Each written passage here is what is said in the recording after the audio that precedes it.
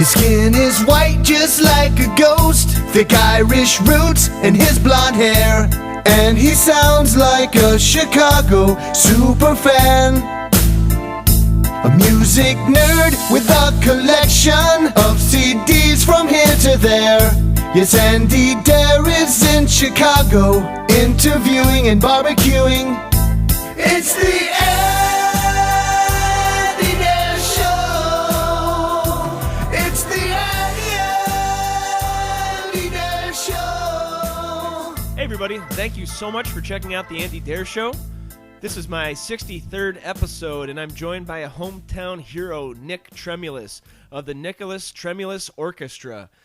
He's celebrating 25 years in the biz, and he's celebrating in a really non-typical way. He's finding different super fans of his band, and he's playing in their garage. So kind of taking it back to the garages, back how he started. It's a beautiful story. His journey is awesome. Stories of the Metro, doing the Last Waltz, doing all sorts of good stuff, playing with a whole bunch of, well-known people. The guy's gotten around in his 25 years, and he's got a real cool sense of style, a different style of guitar playing, of band leading. He messes with jazz, funk, all sorts of cool stuff. So yeah, that's Nick Tremulis. It's a great episode. I just want to thank you so much for checking out my show. And before we get into the meat of it, I have to bring up my two awesome sponsors. All right, first up, we've got Frugal Muse, located in Darien, Illinois. If you're in the western suburbs of Chicago, do check it out. It is 7,000 massive square feet of browsing bliss. If you want to have a relaxing hour or two in your afternoon, grab a cup of coffee and peruse the aisles over at Frugal Muse. And they're very friendly staff, very cool owner named Paul. He's got a whole bunch of gently used and new books, CDs, movies, LPs, audiobooks, greeting cards, and more. And if you want to look for a new book, there's not that many bookstores around now. Just call up the Frugal Muse and have them order it, and then they'll give it to you at 25% off. So give them a call at 630-427-1140. And if you're in the Darien area, check them out. They're at 7511 Lamont Road in Darien, Illinois. There is a lot of construction going on right now, but I tell you, it's worth the wait, in a little bit of a traffic jam to be able to experience the Frugal Muse. So that is the Frugal Muse. Check them out on the internet, too. It's frugalmusebooks.com. And by Amazon.com. Yes, we are now an Amazon affiliate, which means all you got to do to support my little show, all you got to do is go to theandydareshow.com and click through the banner on the right-hand side of the page. Then you just shop simply like you would normally shop at Amazon.com. It costs no more for you to support the Andy Dare Show. All you got to do is click through, and we're going to be reading about what people have purchased through my click-through link. So far, we've got a book by Andy Cohen. We've got, ink for a printer. That's neat. I've got Ray-Ban sunglasses, trying to look cool. Even though it's almost the fall, I think you should have bought those a couple months ago. But what else have we got here? And an MP3 album, too. So a whole bunch of good stuff. Just click through. It means the world to us. This is a free show. You put up with a little bit of ads, and I thank you very much for it. We've got great sponsors. I would never choose a sponsor that I didn't wholeheartedly believe in. So, yes, Amazon.com, but don't go to Amazon.com. Go to the Andy Dare Show and click through the banner on the right-hand side of the page. All right, that's about it for today's featured sponsors. What else is going on in Andy News? I guess last week I was on Matt Fondelier's. I guess this might be 2 weeks now. Matt Fondelier's his movie podcast called There Will Be Spoilers. It's can be found at therewillbespoilers.com and iTunes. Do subscribe. It's an awesome show. He is a producer for Adam Carolla's podcast network called Carolla Digital. And the guy knows a ton about movies. He's starting to get more mic time on the Adam Carolla Show and on Ace on the House. A real friendly guy. We talk about all the movies that remind us of high school. And if you go back in my archives about 3 episodes, episode 60 was me and him discussing our favorite albums that remind us of high school. So, yes, it's been about 10 years since I graduated, and we were, going back into the archives and remembering what kind of movies, what kind of albums really got us through that turbulent time in history, high school. So yeah, that's about it for Andy News. I got a little sideshow called Smooth Operators with Tyler and Andy. That can be found on my YouTube page. That's youtube.com/AndrewMartinDare. We do a show every other week, and he's a real funny guy, Tyler Kale. Do check him out. Yeah, we're going to be doing one every other week, and I just have been having a lot of fun doing it. So, yeah, that's Smooth Operators with Tyler and Andy. All right, and one more new feature of the show. We got a new thing called Taft. Yeah, you're asking Taft. What was that, some old president guy? What does this got to do with music, Andy? Come on, get forward to it. What is this? Taft is Tell a Friend Tuesday, every Tuesday at the Andy Dare Show. And I post something, and if you share it or retweet it or do any of that good stuff, then I mention your name on my show. I'd like to mention Sue Pongrock out of Chicago, Illinois, for sharing the Facebook page. And yes, we got a bunch of new likes on the Facebook page, so I do appreciate it, Sue. Thank you so much, and I just want to do that. I'm going to have that every Tuesday, just do a little thing, and if you want to share it, if you want to spread the word, you're going to get your name mentioned on my show. And I just want to thank all the listeners, all the guests, all the sponsors, 63 episodes into it. Without further ado, my episode 63 with Nicholas Tremulis.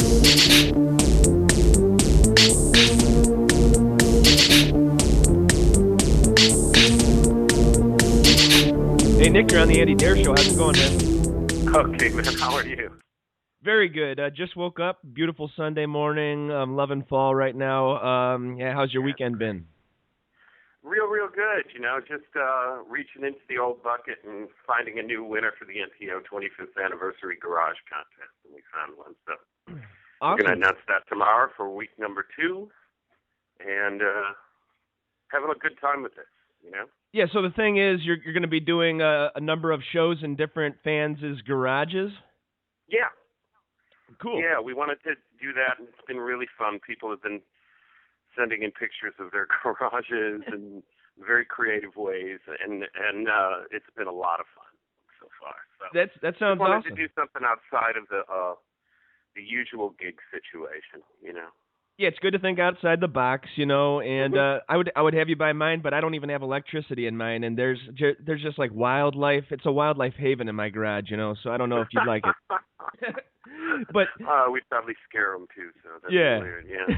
So 25 years. So that's after you left Island, right? No, it's pretty much around the time of the first record coming out, actually. Oh, okay. Given about 9 months or so, or within a year or so. It was something that we thought was last year. We could have done it the year before, but we just didn't know what we wanted to do yet, so we took some time on this one.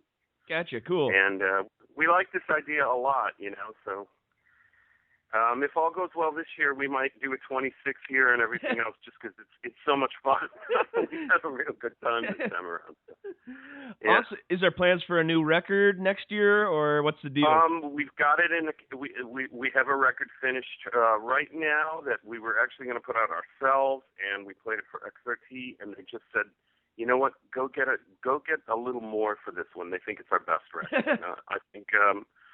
So we're trying right now. We're talking to about 5 different labels, and hopefully by the first of the year we'll have our new album out. It's called For the Baby Doll, and actually we're giving away a little sampler of it, of 2 songs from the record to everybody who goes to each garage party. So oh, very cool. It's a good thing. Yeah. Like, how do you think about the record labels in 2012? Is it really that necessary? Like, couldn't you just use your own grassroots, all the fans that you've gained through the last 25 years? Or do you still think it's something that will give you that extra push, maybe get you into, the big box stores like Best Buy and whatnot? Well, it's not even as much of that. There's just a side of putting out a record that's become almost a bit more complex if you're not constantly following things like this, like being on your show, for example. Sure. I wouldn't have known about your show until you contacted me. Sure. I wouldn't have known about certain magazines till that are on the internet. Were I not friends with a couple publicists who tell me, yeah, have you ever seen this? Have you ever seen that? It's really something I'm not that good at keeping up with. So there's things like that, people in publicity, and then there's the actual fact that there are about 200 record stores still around the country that require a label that services them, that calls them all the time and checks in on product and checks in on the deals that they have going and stuff like that and how they'll order and all that sort of thing. So you really have to be on that side of things. It's just the same as the fact that, I wouldn't expect a publicist, for example, to, write a song for me. Sure, yeah. It's not going to happen, I'm on that wavelength. I'm also kind of old school in the sense that I get embarrassed by self-promotion to some extent. So yeah, I can feel on that one. Like you give them the reins and let them get you into the stores. That way you can just focus on playing a great show, recording a great album. Yeah. Yeah, and I feel it's not like looking for the ultimate deal and try sort of a windfall deal that maybe a younger artist would have. But there's some really good labels that, pardon me, are just really good at maintaining their artists' careers, and partner up in a really nice way and in a fair way, equitably speaking. So, cool. I said that all pretty good, didn't I? So, yeah, you did. Very eloquent. Yeah. Like, how about a couple of labels that you're talking to now? If you can maybe talk about it, like Well, I don't think it's fair to them, but so I'm going to keep it out of that situation because it's all they're very private people. But I'll just say that a few of them are artist-owned labels, which have done very well, Definitely. and then some are. A couple. One is a Chicago label, and we'll see what happens. It's up to them as much as it's up to me, and we're just trying to find the right fit. Cool, awesome. And you are you're a hometown legend. You're a Chicago man your whole life, correct? You were born outside the city or in the city here? Born in the city at Wesley Memorial Hospital. Lived in the old Greek town when I was a little kid.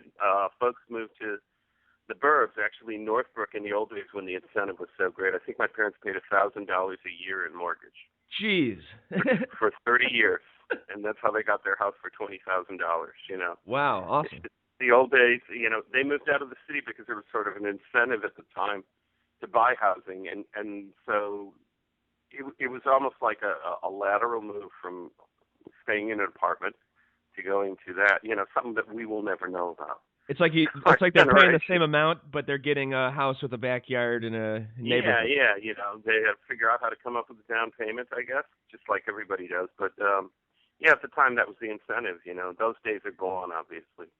How about like your earliest musical memory? Were like the Beatles, I'm sure, or who was like? Sure. Well, my old man, my dad was a bebop piano player. My mom was an amateur but very decent sounding blues singer. So their worshiping of music was sort of the family way of life, Cool. And the Beatles were my Charlie Parkers and Billie Holiday, It was more your thing than not theirs, kind of like. Yeah, but that was the vibe in the house. I mean, you couldn't escape music in my house.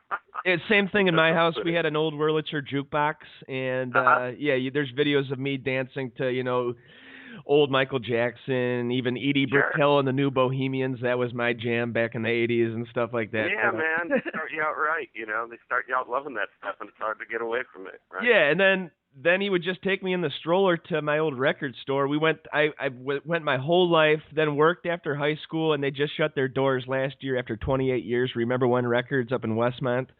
That's something. Yeah, but it got sold out to a secondhand. I worked at Rose Records and Dog Ear Records. That's We had a Rose right on. We had a Rose Records right down the street on Ogden too. So like at one point there was like 5 record stores within like 3 blocks in Westmont. I know it's pretty great. It's pretty great. I loved those stores. I worked at Rose on Ashland. So cool. Right up till my believe it or not, I got signed to Island and I stayed on to do their inventory for another 2 months. So just because it's not really hard work and it's fun, you get to see what's No, cool. it was really good. It taught me a lot, actually, so it's a good thing. Yeah, we were just so glad that my record store didn't turn into some bank or some like Fifth Third Bank. You know, it's now Oh, it's I know everything. yeah, it's a Everything turns secondhand into a mall bank. now. So like Yeah. they bought out the inventory, so there's still a lot of the old inventory from the record store. Now there's also like musical instruments, there's power tools. It's a good time. You got weird people bringing in like stereos and stuff. So it's always a good Yeah. time there. I know turntables look crazy now too. It's Yeah, really but neat. surprisingly, all the kids are starting to jump onto the vinyl bandwagon, and I appreciate that, actually. I mean, people were talking about when Rose Records shut their doors in Westmont in, like, '92, they were just filling dumpsters with records, not having any idea that there was going to be a boomerang effect, that it would come back around and be hip again, It's a funny thing. But anything that makes people treat music with a little more care is not a bad deal to me. That's how I look at it. No, I'm loving it, too. And you got to take care of albums, and they do sound, for the most part, better than most CDs. So. Sure, and I like having, something to read along with. I don't like buying an MP3 album because I just spent $10 and I just got a list of files. It's like I want to read where it was recorded, who produced it, who mixed it, mastered it, all that stuff. I'm kind of a nerd that way. Me too.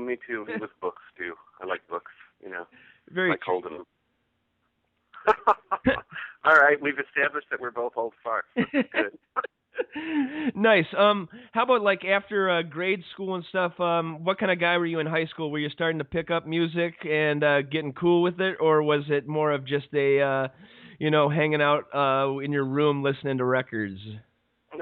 I started playing guitar around 13. I played I tried a bunch of instruments. Best way to put it, when I was a kid, and sure. And I also wanted to be a designer, an artist. My uncle was a race car designer, so almost all of the kids wanted to design cars or be in that side, because all of our on the Tremulis side, all of our dads drew. They were designers. Cool. My dad designed restaurants, and my uncle designed furniture, and then my godfather uncle designed cars. So that was a big part of it. But I was a very shy kid, and I didn't talk much. And when I got a guitar, I figured out that this could take the place of that, so it'd be a good thing. Exactly. It could be your voice, kind of. Yeah. Right. So I started working on that real hard, and I just didn't care about anything else and became a terrible student and got kicked out of my high school at one point, and just wanted to play, which is kind of where I went. I gave myself no other choice, because I was so afraid of having to get a regular job, I think, or figure that out, that I just worked really hard at being a musician. Cool. How about like an early concert where you're like, okay, that is exactly what I want to do up there on that stage? I guess, I saw The Who when I was 15. That was pretty amazing to be at the stadium and see that just, these a few guys up on stage could make you feel so good about everything. Sure. And just captivate you. I mean, it was a pretty amazing feeling. And but there's all kinds of things. There's like the Monterey Pop record with Jimi Hendrix, the opening chord sequence to I think I tennis racketed that opening chord thing where he said, "Excuse me for a minute while I play my guitar," and just hearing a person get so inside, have music just eat him alive while he was playing like that. Just I wanted that feeling so bad. Awesome. Someday feel music take me over, and to not feel like a human being anymore, but a part of music that, it was just so seductive to me that I could hear what was happening there, and I just knew that I could disappear into this stuff if I let myself go, Really cool. Yeah, well put. So I still try to do that, Nice.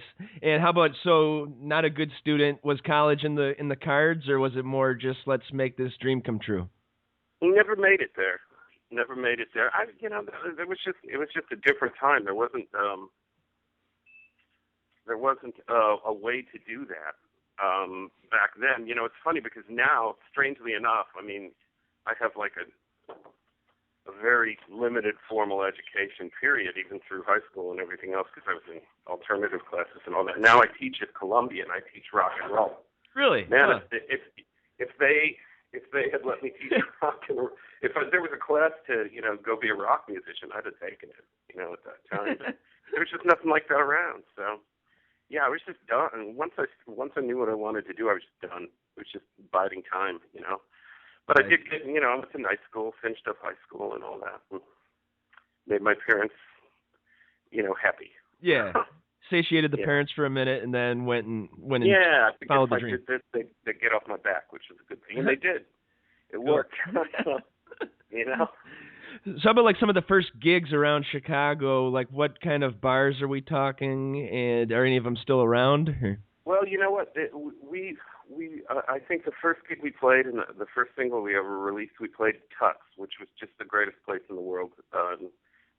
It's kind of when I think back on it now, it's kind of the club that, broke the mold in that, when I was a kid, at least, you didn't see bands that had records in bars. You only saw them in theaters coming through the, opening for the Erica and Ballroom.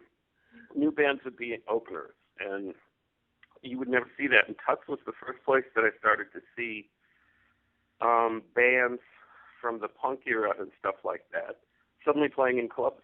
It was really exciting. So that's where we, Tuts was our sort of, even in the bands I had before that, Tuts was the place we wanted to be. Is that the place that turned into O'Banion's? No, Tuts was at Belmont and Sheffield. It's now, if I'm not mistaken, it's a tanning salon now. It's the second floor above the restaurants in the Army Navy place and all that. It was just this great bar, and it was a total experience to go there. Awesome. And like 2 we weeks all ago. played there. Yeah. I was going to say 2 weeks ago. I took the Chicago Rock Bus Tour. And it was very cool. I brought Jennifer Hall, who records at Rax Tracks, and who just played the Metro 2 weeks or 3 weeks ago or whatever. And Sure. And then I brought Billy Corgan, his younger brother, Jesse. And so Phil, the tour guide, was really into it. He's like, "You brought me a couple stars on my little tour here," and he was having a blast. And yeah, we went to all these places. A lot of them have turned over to tanning salons and hair saloons and stuff like that. But But it was really cool seeing the history. It made you really appreciate it more. And she gave us a tour of Rax Tracks, and it was very cool. So. Oh yeah, it's a great place. It's where we do all our work. So. How long have you been working there for? Her? Well, pretty much, you have to realize that Rick Barnes, who runs that joint and is sort of the main producer out of there, is my guitar player for the past 27 years. So that kind of, before we were signed and everything else. So we kind of started recording together in his loft along with Derek Grand, my bass player. We all kind of learned together what a recording machine was and and what a board was and what was good and what was bad. It took a long time. Ricky just kept running with it, and he got really good at it. And that's how Rax Tracks is now. It's just a great place to make records, So I did not know he was an original member, back in the beginning of it all. Okay. Yeah, well, his brother was the trombone player, Bill, and then about a year later, I always got along with Rick really well, and he was a guitar player, and he wasn't in bands for a while now, and I just brought him in, and it was a really good decision. Nice. Yeah. Kismet. Cool. Yeah. So, and then how long was it till, so he was on the early records too, on the Island records too? How many did you do, 2? Or? Yeah, we did 2 with Island, and then, there's just that whole period where you're still making records and you're still trying ideas out, but I wanted to get back to rock and roll a little bit. It's really strange. You start a big band and and it's the thing that hits and you try to keep going, even though you want to move to something else, which is a more rock and roll sound or anything. But you keep pushing and all that, and that was at the time, too, where there weren't too many indie labels, so you would get in these holding patterns with labels all the time, where they said, let me buy about 3 months at a time or something like that. Pretty soon a year would go by and you hadn't made a record. And then another year would go by and you had a deal, but the label fell through. There was a lot of that sort of situations that were so based on, just your connections and everything else, or the people that were representing you. There's all kinds of, stories of different bands from that period just kind of not floundering, but just waiting on deals that were supposedly going to happen. It's like it's like waiting for paint to dry. But like, did Island try to like have you be kind of more of an R&B, like a Terrence Trent D'Arby sound, or like a that's Dick where Holiday? they were going, and I was kind of pushing the other way, and I was friends enough with Blackwell by the end of that situation where I just was when he sold the label to Polygram, he gave me the choice to stick around or split, and I split. You know, Nice.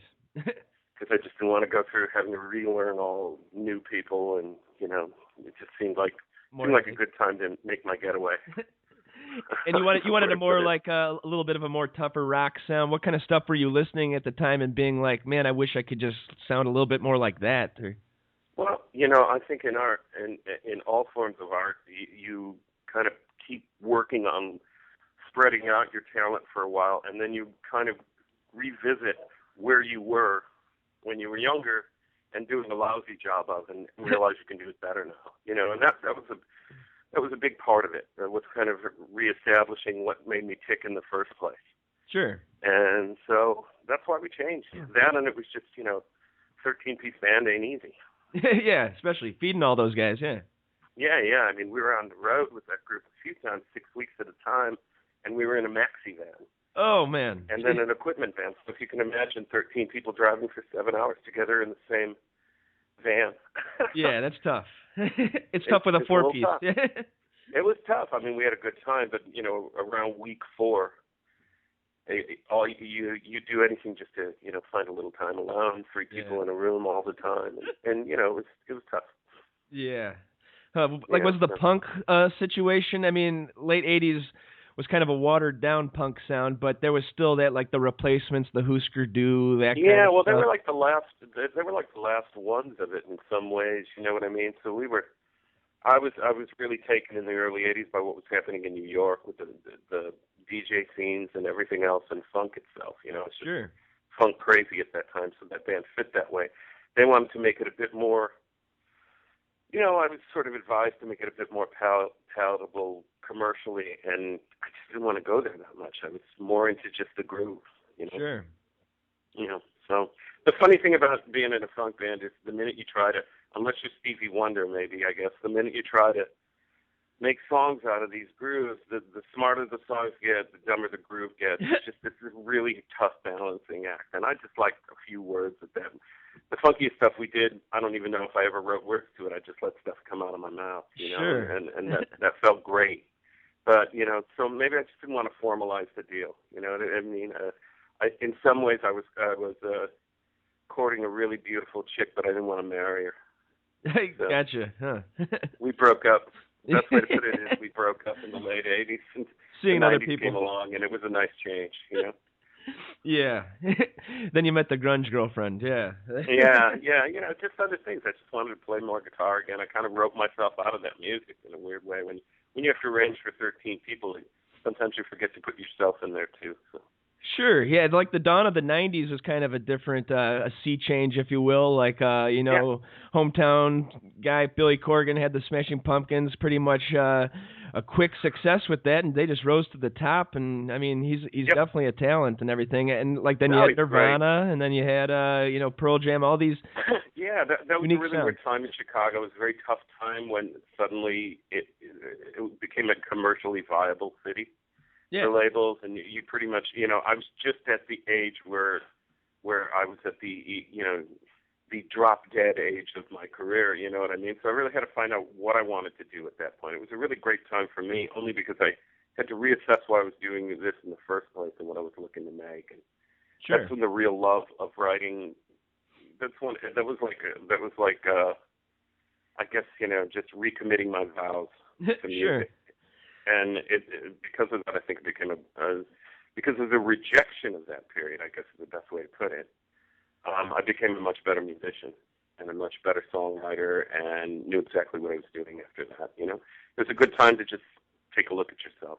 Yeah, so the rejection of the period, you're thinking that was like we kind of want the 22-year-olds with the flannels on instead of like the big funk bands. You felt that? Yeah, as opposed to a white guy wearing a Big Apple.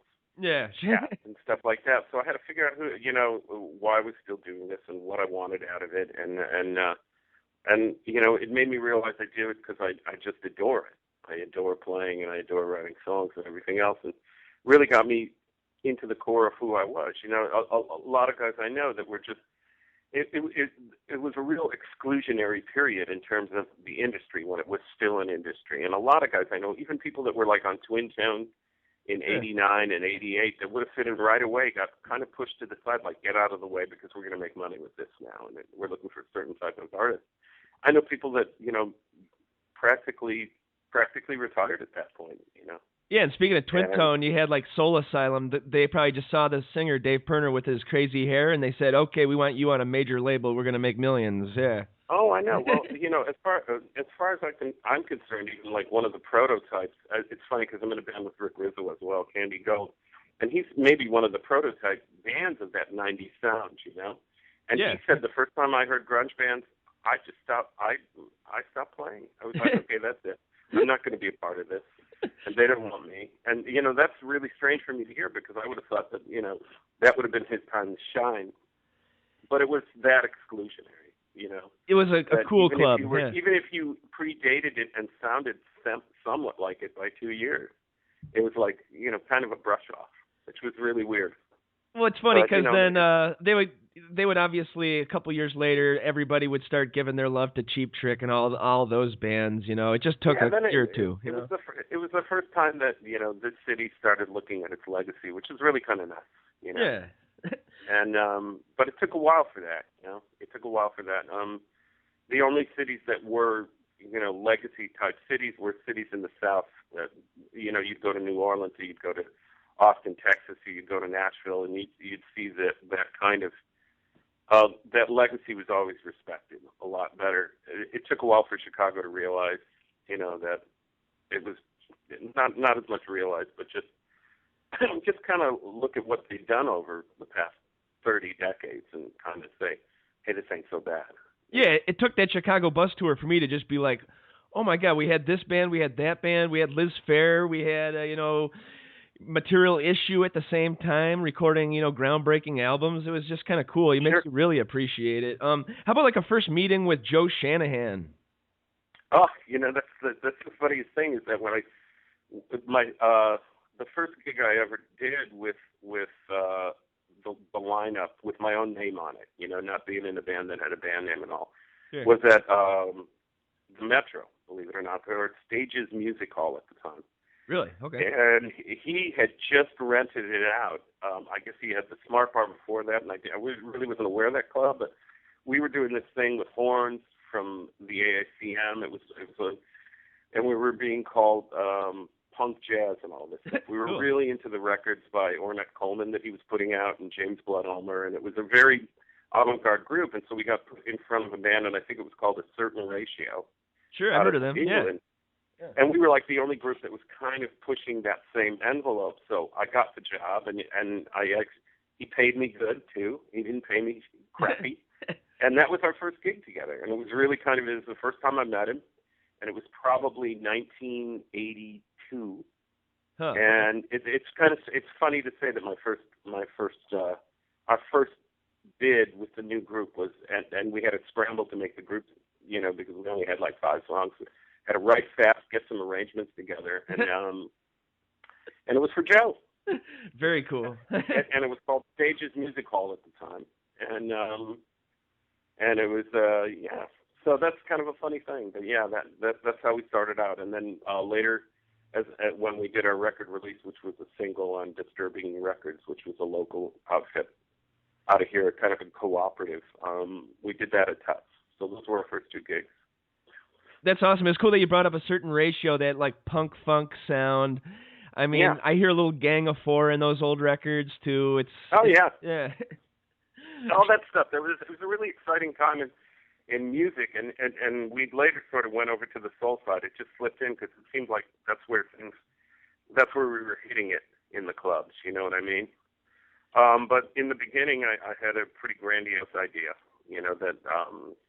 We could do that. I just found that, you know, and I talked to a lot of people, Joe Boyd at Hannibal, and they all liked our music and stuff like that, but they said, you know what, you can't sell this without having Ornette Coleman in your band or Jamaluddin Puma or Right. James Blood Ulmer or Ronald Shannon Jackson, somebody that was connected to that scene previously. He says, he had Lester Bowie's brother in the group at the time, Joe Bowie and stuff like that. He says, you need a name from that side to make this work. You can't just break in And by I kind yourself. of realized that wasn't going to happen, you know? So we just started to change slowly but surely. I don't know if it was a decision or it just happened that it went more to the soul side. It just didn't. How about this? Like, speaking of funk and soul, who's your favorite like funk band leader? I mean, there's been many through the years. I mean, it's cool seeing George Clinton still doing it. He's got to be about 80, right? Yeah, I think he's probably 70 or something like that. But he's probably the best one. You know, I think that those records are so influential and will remain influential forever. Oh, definitely. All the Yeah. Parliament records, Funkadelic ones. He's the king. You know? When I was working the record store, my boss goes, "Hey, Andy, take a look at this record. It's George Clinton from 1959 with the Parliaments back when they were just a vocal group." Yeah, isn't that crazy? I couldn't believe it. I thought he was pulling my leg, and then no, it's the same guy. Yeah. No, yeah, those guys all. Well, you know, the other one is of course James Brown. Half that band fueled itself through that Maceo, and we had Maceo on our records and stuff just because of the Funkadelic and the James Brown connection to us. That was like, you know, having an apostle come in and play on your record was a pretty amazing thing at the time. Awesome. How about Bootsy Collins? You ever have him or? No, just met him a couple times, you know, and very nice guy. But yeah, Maceo was our dude. We just loved Maceo. Maceo's insane, yeah. We had him on the record. We had him on tour with us for a little bit, so we were just crazy about Maceo. Yeah, I guess part of the thing about being fun. a funk band leader is just finding talent and then just bringing them on board, and then throughout the years just having a revolving cast of greatness coming through. Yeah, well, it's very much like the old jazz thing. That's what I think appealed to us and why we understood it. You know, I mean, if you think of the Ellington Band, it's the same thing. Same thing. Always pulling new guys and keeping the core guys with you. Or, you know, the gospel scene of like, you know, some of the groups that Sam Cooke was in with the Soul Stirrers. Same thing, just a new guy. Just keep adding that. And that seemed like a fun thing, you know, a great legacy and a great way to do it. And although it's much harder than it you know, it sounds great, but it's much harder to keep. It's tougher, like yeah. Yeah. The logistics are tough, but it's very cool if you can pull it off. Yeah, certainly. Hey, man, I know you like grilling. I know you like getting those dark grill marks on your burgers, fish, chicken. And I know you don't want to just dry your meat out like you're cooking with a hairdryer. Why not get the Man Grate and click through the AndyDareShow.com's banner so we can keep the lights on here at Honeycomb Hideout Studios in gorgeous Westmont, Illinois. The Man Grate. So early days with the Metro, obviously, is pretty much just a startup club at, you know, mid-'80s and stuff. Did you feel like this was going to last for 30 years and keep on going and be Chicago's pretty much number one music venue? I mean, as far as a theater. Well, you know, I mean, it always was a great room, and he ran it really well. So I just, you know, it's a good place to go hear music, and it still is. It's admittedly at this point. Things are, well, what's the best way to put this? You know, it's for a younger age group in terms of audience at this point. I think they made that decision. It's not an easy thing to try to fill 1,300 people every week. Yeah. So my hat's off to him. It's you know, it's just large enough that you really got to figure out what you're doing every week. Sure. You know, you can't. It's not a room you can take too many chances in at that point. At the time, it was a lot easier. I think it's a lot harder now, I would imagine. I think Joe's going to have to book a lot more dubstep, to keep the kids interested. But yeah. Well, you know, it's just a tough room, and now you've got like more and more rooms that are geared towards a more adult audience that are, you know, slightly smaller and a little bit easier to pack. You know, it's hard Sure. to pack 1,300 people into that room. It's tough. And I think they do a great job of it. You know, but there's certain rooms that are just that size because that was the size. You know, Park West, 800 people, right? Yeah. Big theater, a little bigger because they got that big that big balcony and all that. But that was the size. That was like that was considered the small size that you could pack. Nowadays, that's a lot tougher. Definitely. Yeah, how do you feel about like the music nowadays? I mean, like I work at weddings, I cater weddings, and I always Sure. talk to the DJ there because I'm a music guy myself, and I've been having fun going up the last couple of weeks and asking them not to play any Chris Brown because I don't like a woman beater being played at a wedding. You know, Uh-huh. it's tough. It's pretty weird, isn't it? Yeah, and Yeah. especially after he got the tattoo on his neck, it's just kind of solidified that he's kind of a douchebag to me. But yeah, I mean, I try to stay hip with all the new music, and yeah, dubstep's a little too wobbly for me. I like the old, I like that '80s dance music, the '90s dance music. That stuff was cool. Sure. Creation Records, Primal Scream was really cool. Uh-huh. Like, are you listening to what's on now, or I mean, XRT you can pretty much just dig into what's new. They always keep their finger on the pulse, pretty much. I know. It's really kind of funny that you know, when you go around the country and stuff like that, there are no XRTs. It's we have the rockingest AAA radio in We're the lucky. entire country. Yeah. Yeah, the others are a lot more wimpy. They're a lot more. I mean, they still play new stuff, but it's more singer-songwriter on the softer side oriented. Sure. And I've sat in there because I'm friends with all those guys, and they're all like musicians anyway. They're like encyclopedias. But I mean, what gets rejected to be played, which maybe would be doing good in the rest of the country, just because it's a little too slick. They don't like slick. I mean, it's just great. Oh, I love it. Yeah. But it gives you I think it really does. Even if you're not looking to get on XRT and you're a younger band, I think it skews the reality of Chicago groups and groups around here into being a little bit rawer and being a little bit taking a few more chances and not trying to do the normal thing. I mean, to my way of thinking, this is one of the hardest towns to keep a career going in because we are in the middle of the country. And I mean, if you're on the coast, even if you're on the coast, you're not going to have bands using your city as a place to pass through. Yeah. We have so many clubs, and so I'm saying if you're an artist from here, you're constantly competing with the rest of the world more so. But I think that Chicago is still maybe the best town to start a band in.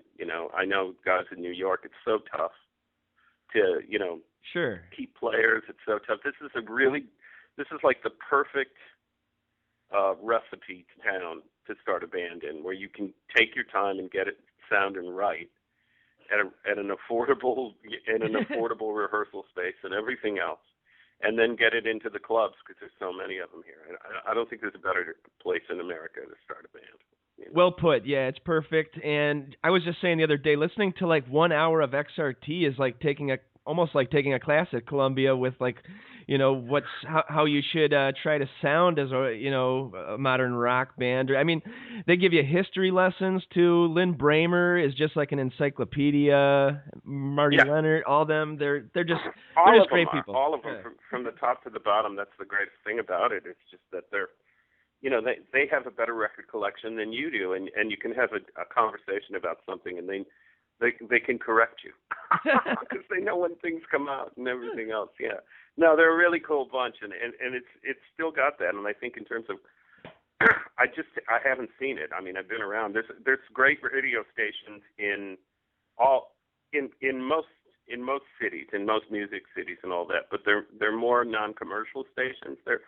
Their version of like the BEZ is they have a rock program. It's a rock program there. You're not going to find it on commercial radio too often with these Hell guys. no. It's like a 24-hour specialty show or something. So yeah, true. Pretty great. Yeah, I had a little band going in like '09, and we gave them our demo, and they said, "Hey, you want to come play the WXRT Golf Invitational?" And it was free. We said, "Hell yes!" One of our guys was a really good golf player. I couldn't play worth shit, but I was just having a fun day. We got Doug Julin from Poi Dog Pondering and the Slugs. He played a couple holes with us, and Lynn Bramer came and played a hole with us. And I know, what a nice guy. And I just had one question for him. I was like, Greg Dully from Afghan Wigs. How do you pronounce his last name? He goes, "No, it's Greg Dooley. That's a funny son of a bitch." And he started talking about drinking stories with Greg from the Afghan Wigs and stuff. He was pretty notorious back in the day, Greg was. Yeah. He is an awesome inspiration. Lynn always to me will too. be, but Greg was, yeah. And I love that Greg, the Afghan Wigs are coming back. I was like, they're the only grunge band that had soul. We were talking about, like, they use blaxploitation influences, that luxurious kind of Barry White sound, and then they applied that to grunge music. And it was weird it was weird that they were the first sub pop band, which was the label that broke Nirvana and all those like Seattle groups. They were the first group that was from outside of the Pacific Northwest. They were from Cincinnati, so they brought like a little different color. I think so too. And that guy has a lot of fun.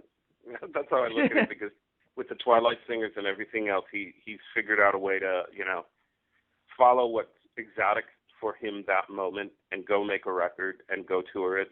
He's really good at what he does.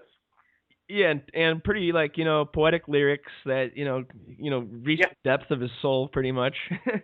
Sure. So with Candy Gold, how did that come about?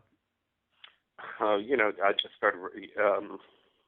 Initially, I was doing some gigs with Rick Rizzo. We were just on the same bill acoustically, and we decided that we'd do a couple tunes together, a tune together, maybe a cover tune, just because we liked the way each other played a lot. I was a big fan of his guitar playing and stuff. And then, we said maybe we should do an electric gig together someday and just try something. And the week after that, I got a call from John Sinclair, who's a poet who managed the MC5 and was part of the Grey Panthers out of Detroit in the 60s and all that. And he said, I'm opening for the MC5 and I'm going to read poetry, but I need a band to play behind me. Can you put something together? So I called him the day after we'd had the conversation, and I said, do you want to go play the Metro in front of the MC5 and back up John Sinclair with a percussionist? And he said, yeah.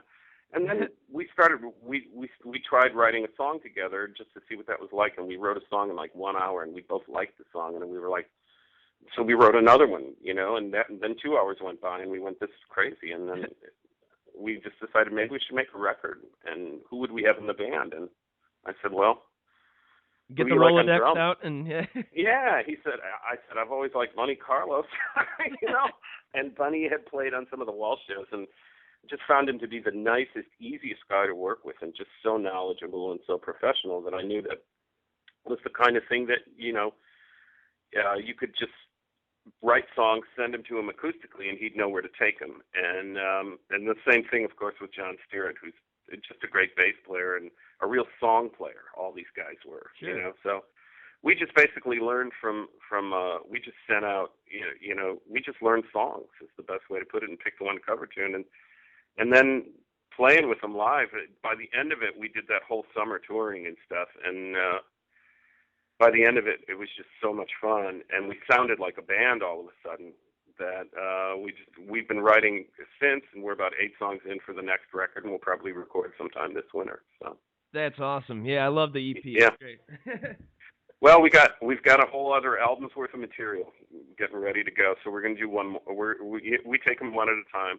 We're going to do one more, but I like doing side projects at this point. I've got another one that we're finishing mixing called the Fauntleroys right now, and that's Alejandro Escovedo on bass, and a guy named Ivan Julian, who is just another amazing guitar player. He was in the band Richard Hell and the Voidoids in the 70s. Oh, geez, okay. Huh. He's great. And Linda Pittman, who is Steve Wynn's wife, who's this great drummer from the Baseball Project. And we recorded beginning of this year, and we all got busy, but all it needs to be is mixed right now, and that'll be done too, and that's an EP as well. So. Man, a lot of stuff on the horizon here. I got a couple more questions. I just got to take a quick break for my sponsors. We'll be right back with Nick Tremulis. We want to just bring up 2 of our longest-running sponsors. Uncle Bub's award-winning barbecue in Westmont, Illinois. They are a family-friendly barbecue restaurant with the real deal barbecue. Smokers built into the restaurant. And they have great ribs, pulled pork, beef brisket, homemade hot link sausage. If you're a fan of meats, which I am, do yourself a favor and check us out in the western suburbs of Westmont, Illinois. Give them a call at 630-493-9000. And also treat yourself to some catering. They are a full-service catering company as well. They put on weddings, pig roasts, luau's, corporate picnics, lunches, whatever you want. They will bend over to your every will and make sure that your party goes off without a hitch. They have smokers, they have grills that they can bring right out on the site and make sure that your party goes great. Check them out on the web. That's at UncleBubs.com. And if you have any questions, give them a call. Tell them that the Andy Dare Show sent you for specials and offers. And by Secondhand Mall, also in Westmont, Illinois, 309 West Ogden Avenue. They are a secondhand shop that actually bought out the inventory of Remember When Records, my record store of 28 years. So they have a huge vinyl selection. They have a huge CD selection, movie selection, computer, games. They also have power tools, musical instruments. It's just a great atmosphere, kind of like the Frugal Muse. They're in Westmont, Illinois. Give them a call. They buy, sell, trade, 630-810-9980. And visit them on the web at Secondhand Mall, a.k.a. 2ND Hand Mall. All right, we are back with Nick Tremulis. Just got a couple more here. Okay, the Waltz. I guess you put this on. This is a benefit, a show every year for a couple years. Can you explain that to the listener? Yeah, we did it 5 years in a row. We started it. We had put out a record on a label that actually, to some extent, folded right as the pressing was done. And so we've always had this record, and it was called In Search of Woodfoot. And there was a song on the record that sounded very much like Rick Danko should sing on it from the band. Nice. And this is my bass player Derek's idea. He said, "Man, that sounds like a Rick Danko moment that he should come in." And I worked with two separate people that had worked with Danko. Of course, Rob Fraboni, who masters our records now, did the actual last waltz with the band. He did? Okay. Wow. Yeah, and did Planet Waves with Dylan, and he produced Planet Waves with Dylan and the band. So he knew those guys, and so a guy named Jim Tullio, who was in town too, who had worked with Rick, in his more present day stuff, and so I just made a call, and they gave me his phone number, and Rick made me play the tune I wanted him to sing on over the phone. And when he came to town with the band, he went on. He was on our record, and we did a duet, and we remained friends. And I said, I know that last waltz thing was, they had various feelings on it because they had a severed relationship with Robbie Robertson at the time. But I really liked the idea of being a house band and bringing in artists from around the country. And I started it with Danko, and I said, "Will you do this?" And he said, "For sure." And he did it for free, and that was sort of the catalyst to bring people in when you called something the first waltz. And I said, "Listen, Rick Danko's going to be on this, and you'll get to play with Rick Danko." He let me use him like that. Wow. And so that started that, and we wanted to make money for homeless youth because at the time there was something like 30,000 homeless teenagers in Chicago, which I'm sure the number is even higher now. Even higher. And so 5 years in a row we did that. The first one was filmed, and I went back to Ireland, actually, Palm Pictures, and said, "I want you to put this out as a film, give all the money to the charity." And they did, which I thought was really nice. And awesome. that was Chris Blackwell, who ran Palm Pictures, and they green-lighted it from the minute I told them about it. And so a friend of mine, Dan Andrews, directed the movie, and then we did it 5 subsequent years. It was partnered with Metro and Jam and Cheryl Holtzman, who was the publicist and producer of the show, and it just got harder and harder to keep it going because you basically take these entities that are very busy anyway, and it was beautifully fun for them the first time. It got harder and harder to do it as time went on, and around the 5th one, which was a great one, actually too, we had just sort of run to the end of doing it, and so I had to stop for a while. And we tried to rekindle it, but it was right at the time of the meltdown with the banks and everything else. So okay. We had a lot of great sponsors. We had Mercedes-Benz when we were doing it, and we had built ourselves up, but that taking time off and then the recession kicking in, that sort of side of industry that would give money to charity had tightened up. Gotcha. The best way to put it. And there were new people there, and they really couldn't wrap their heads around the idea of a multi-artist bill in that way. They just didn't understand the concept anymore that well. So I tried once, and it didn't work. and I just realized it was going to be a lot harder. So I even tried to pass it on, the whole idea, when I was getting tired of it. And I remember talking to Jeff Tweedy about it and saying, because he was on 2 of them, you know. Yeah. And I said, well, you know, Wilco should do this. You guys should just take this. He saw how much work. He kind of saw me working this thing and how hard it was to really match all these artists from, you know, Ronnie Spector to Billy Corgan to, you know, Sonia Dada to, you know. I saw Dylan played one, right? Steve Earle. Well, Dylan played Dylan played on the last waltz and all that. Oh, okay. But trying to morph the band into all these different things. And he said, are you out of your mind at the time? He said, I don't want to do this. I think you're crazy for doing this, you know? So it was really hard to pass on at the time. Everybody's got enough on their plates. Well, it's just like, you know, the thing about putting on a show like that is it's a month of rehearsals, which is fine. 3 weeks of rehearsals or whatever with the band. That's not a big deal. The big deal was the 6 months of trying to get people to sign on to do it and to try to find the funding. So for 5 years, half of my year to 8 months of my year would be taken up with trying to do the waltz, and it was just hard. It was too hard to keep the band going and make records and everything else when 6 months of your life was a charity show. Sure, yeah. Huh. So Danko played the first one. Was that right before he passed, or? You know, about a year later, he actually came to town, and I had signed myself on to open for him because he usually toured solo or more likely duet. He would come into town with the keyboard player who was the acting keyboard player in the band at the time, and they would do a duet show. And so I called. It was the Cubby Bear North and the regular Cubby Bear. They had him a day, you know, one day, and then the next day, like a Friday, Saturday. And I just said, look, I'm going to open both these shows because this is one of my best buddies, and you can check with them. And so I got the opening slot. Nice. And about a week before the show, or 10 days before, it said they re-advertised the show, and it said Rick Danko with his all-new band. And I thought, wow, this is great. Rick's coming to town with the band. So I called Rick, and I said, Rick, wow, this is fantastic. You're coming with the band. Who's in the band? And he said to me, well, buddy, that's what I want to talk to you about. Uh-oh. So we were the new band. And he didn't tell me.